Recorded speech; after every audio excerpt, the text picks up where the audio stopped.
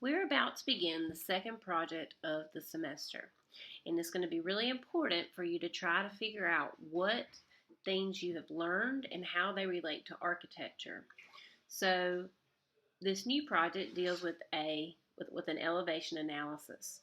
One thing that we're going to start with, just as we did in the previous assignment, is we're going to begin with organizing grids. You're going to see that there are lots of organizing grids in all of your building examples. You'll also notice that as you move through the School of Architecture and learning about cities and the built environment, that grids have a lot to do with all of those things in a lot of different scales. One of the ones that is the most prevalent is the 9-square grid, and I would encourage you to look for this in your elevation as well. So the 9-square grid can be used to lay out a city. This is an example of New Haven, Connecticut's city plan that was done in 1638. And you can see here that the 9-square grid can be outlined on top of the city. What's interesting about this is that right in the middle is the green. This is common to a lot of northeastern cities, but basically this space is open, and it's basically a big park in the middle of the town. Here's another example of a city that uses a grid layout. This is Savannah's city plan that was done in 1770. What's important is that you'll notice here these are calling out the squares that are sort of parts in each district. These are the major grid lines, I would say, that work their way throughout the city. And these are some minor grid lines. And that's what the tartan grid looks like. Ledoux also designed, this is the project called the Ideal City of Show. It was done in 1804, but again, you can sort of see this is a radial plan using grids as well. And then we even have examples. This is Burning Man. So Burning Man is set up every year as an art festival, and all the infrastructure is sort of laid out. So when everyone arrives in their campers and their trucks and their tents, they sort of set it up. But you can see this is even laid out on a city in the middle of the desert. So you're going to be working with elevations, and you're going to be trying to understand how that elevation is put together and what the composition is based on. This is an example of a Palladian villa that is someone's trying to understand how it's organized. So you can sort of see in the very bottom, those are the proportional systems used, and then up above you can sort of see how some of this is laid out. Another example is Le Corbusier. So Le Corbusier was a famous architect, but before he began working on buildings, he actually was a painter. And so even here you can see that some of his projects used grids and proportional systems to lay out the compositions of those. This is one of his, I think this may be his first project. And again, you can sort of see the recurrence of proportional systems being used to connect the facade to the layout of a window bay, to the layout of the entry. All of this stuff has a relationship with each other. Durand, he was an architect in the early 1800s. He actually was an engineer. And what he did was he used grids as a way to compare building types. And this is where something called typology came from. So these were all the gates that were in Paris, and he wanted to understand how these gates or how these entry points could be compared. And so he used a grid system to compare layouts, to compare sizes of spaces within those buildings, and you can sort of see that shown here. Carlo Scarpa was an architect in Italy, and he worked very differently than most architects. He actually began as a cabinet maker and as a craftsman, and then later on became an architect. And so here you can sort of see his drawings combine ideas about plans. So the largest drawing in this picture, in this image, is of a plan, but he also drew these little details around the edge of it to understand how materials go together. But here you can sort of see the underlying grid, the underlying organizational pattern. These are some more of his drawings. So the building is actually on the right, the drawing is on the left. But if you see even the details, how he's working out these details, they use a very strict grid as an organizational system. And then here are some more. This is an architectural detail of like a lock in one of his projects. Even things that look very organic and ornate, like some of Louis Sullivan's details, even they use very strict grid systems and proportional systems. So here is an example of how one of those really detailed and organic designs can be broken down into its most basic components. And again, this one, which is more of a radial pattern. We've been doing this for a very long time.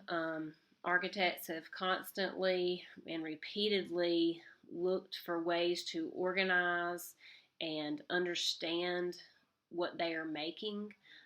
Here you can see an example of an architect trying to understand elements that they're seeing around them in nature and understand how they're organized and how they're ordered. You can also see that related to a building facade on the right. Here are some more examples. So these are very simple ways to sort of take something very complex, like a cathedral, and start to break it down into its organizational system. Again, you can do the same thing with columns and with the classical orders. Many times an organizational system will grow from an origin. So if you look on the top left, this system began with a square, and this is how it sort of grows as it becomes more and more complex. This is St. Peter's in Rome, and this is actually the big square that's out in front of St. Peter's. So just know that while these ordering systems are evident in the way that whole cities are laid out, they're evident in the way that your facades are designed or your elevations are designed. They're used in how public spaces within cities are composed and ordered. You'll see these grids and things throughout your time at Clemson in a lot of different scales. Figure ground is something that's also evident in architecture, and you're going to see this in city plans and buildings and details, and I would encourage you, we actually will begin to look at these specifically in your projects. So as we've talked about before, this is where it all started with the Noli plan, and this is a close-up of it. And this is an example of how you can use figure ground to compare many different cities to understand how they work, what their ordering system is. This is an artist that looks at different cities and uses figure ground as a way to sort of visualize the cities. What she does is she colors the city figure ground, and then she takes each block and she separates them. And what this does is it allows you to see how much variation there is in the city based on these different shapes and sizes of blocks. So if you notice in the bottom right, that's New York. Many of the blocks are exactly the same.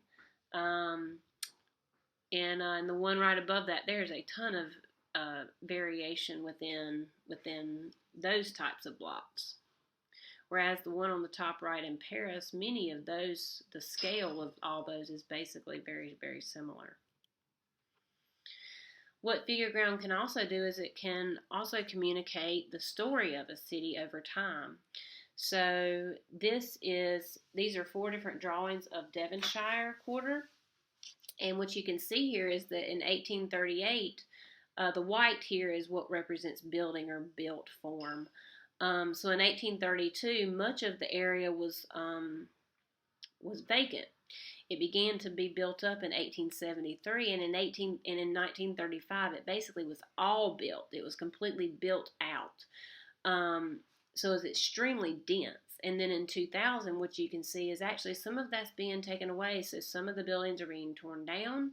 This can have, there could be latent information hid in this, like maybe the population went down or the population grew at a certain time. Maybe the economy grew at a certain time, and so that's a reason it looks the way it does. But you can learn a lot of things about looking at figure ground over time as well. Figure ground can also be used for concept development. So this is just an example of 6 different ways to look at a corner, at a corner condition. And then this is an example of an elevation or a building that I think uses figure ground and the idea of how it developed its elevation. This is another one. This is a project by Julie Snow. And what you can see here is she's developing her facade around the idea or the concept of a forest. So you can sort of see that image at the bottom. And then you can see her interpretation of that into glazing systems and panel systems and what the facade actually ends up looking like in the end. And then this is that building. Figure ground can also be used as a sectional idea, and section is basically the cut of a building vertically. This example is Rem Koolhaas's Seattle Public Library, and you can see the images down at the bottom. At the top, you see a diagram, a figure ground diagram that talks about what the spaces are and how they connect to each other. And what you'll notice is that those 2 diagrams, one represents positive space. So the one on the left is the positive space within the building, and you can sort of see those large rectangular pieces in the actual pictures of the building. And then on the right are all the negative spaces, and these are the actual spaces that you're looking at in those images. They're the leftover space between those rectangles and the facade, the angled facade. This is another example of figure ground being used to sort of talk about a project. If you look really closely here, you can also see that there's an underlying grid, and it's one of the ones that is the most prevalent, which is the 9 square.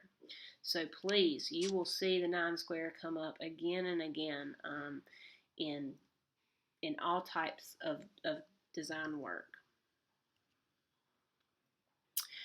So there are many ways to look at architecture in space, and the use of fields allows you to communicate these ideas about your interpretation of space. So now we're going to talk about how fields can be used to interpret architecture. So this is a project in Rome, Italy, by Luigi Moretti. And here you can sort of see an analysis that was done by Peter Eisenman trying to understand these sort of fields or these in-between spaces that are within the project. And this is an example of an architect who is diagramming an existing building and using fields as a way to understand the spaces and their relationship with each other. You're going to be doing the same thing except with an elevation. This is another example of a Peter Eisenman drawing that is looking at Le Corbusier's library design, and here you can see how fields have been used to sort of understand spaces and their relationship with each other. These are more examples that use fields and a collection of fields to understand spaces and their relationship. This is the Louis Kahn house. So these are primarily shown to you in plan. We will be doing this in elevation with the elevations that you've created. And then here are more examples of how you can use figures and fields to understand spaces. So the diagrams are on the right, the actual building is on the left. So these are diagrams of how you might read that building and that design and understand it. One thing that we are going to be doing for the next few weeks is we are going to ask you to draw your elevation many different ways. And this is important because different types of drawings help you see buildings differently and learn different things about them. So now I'm going to show you several images that draw the same space different ways. So in this one, you can sort of see in the top left, that's probably the most accurate description of what the building floor plan. But there are different ways you can draw it. So on the top right, they're really just drawing the main north and south axes. Then in the bottom left, they're really focusing on the spaces at the quadrants. This is another project that is being shown how it can be drawn 6 different ways. All of them do something a little bit different. The one on the top right is really focusing on proportion and relationship of all these different spaces to each other. The one below that is really focusing on how the spaces overlap or interlock. The one below that is really based on grids and sort of compartmentalization of these different spaces, and the one below that is something else. Again, these are 6 different representations of the same space. So we are going to be doing the same thing with your projects. We're going to ask you to draw them. Right now you're working on the grids. Next you will be drawing them as figure ground drawings. Then you will be asked to draw them as figure ground with fields incorporated.